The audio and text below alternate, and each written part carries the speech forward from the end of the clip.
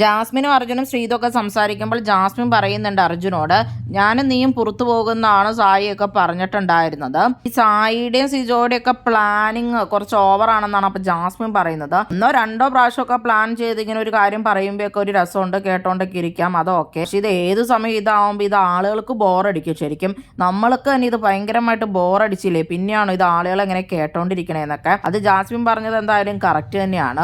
ആയിട്ട് ജാസ്മിൻ പറയാണ്, ഇവർ അവസാനം സായും സിജോയും അവസാനം നന്ദനക്കിട്ട് നല്ല പണി കൊടുക്കും, അതിനുവേണ്ടിയാണ് കൂടെ നിർത്തിയിരിക്കുന്നത്. സ്ട്രോങ് ആയിട്ടുള്ള എല്ലാവരും ആദ്യം കളഞ്ഞിട്ട് വീക്കായിട്ടുള്ളവരെ നിർത്തിയിട്ട് അവർക്ക് ഗെയിം കളിക്കാൻ വേണ്ടിയിട്ടാണെന്നൊക്കെ പറയുന്നുണ്ട്. അർജുൻ പറയുന്നുണ്ട്, എനിക്കത് അറിയാം, നന്ദനയ്ക്ക് പണി കൊടുക്കാൻ വേണ്ടി നിർത്തിയേക്കണേ എന്ന് അർജുൻ അറിയാമെന്ന് അർജുൻ പറയുന്നുണ്ട്. അപ്പൊ ശ്രീധു അത് പറയുന്നുണ്ട്. നന്ദനയ്ക്കൊരു വീട് എന്നുള്ള രീതിയിലായിരുന്നു അവരുടെ ചർച്ച എന്നൊക്കെയുള്ള രീതിയിൽ ഇപ്പൊ അർജുൻ അവിടെ പറയുന്നുണ്ട്. അപ്പൊ ജാസ്മിൻ പറയുന്നുണ്ട്, അത് കുഴപ്പമില്ല, ഇപ്പൊ വീട് വെച്ചു കൊടുക്കും, അത് എന്തെങ്കിലും സഹായിക്കണമെങ്കിലൊക്കെ സഹായിക്കും, അത് ഞാൻ ഇവിടെ നിന്ന് ഇറങ്ങിപ്പോയിട്ട് എനിക്ക് പറ്റുന്നതാണെങ്കിൽ ഞാനും ചെയ്യും, അതിനൊന്നും കുഴപ്പമില്ല, ഇവർ ഇത്രമാത്രം അതിന് ഡിസ്കസ് ചെയ്യണേ എന്തിനാന്നൊക്കെയാണ് പറയുന്നത്.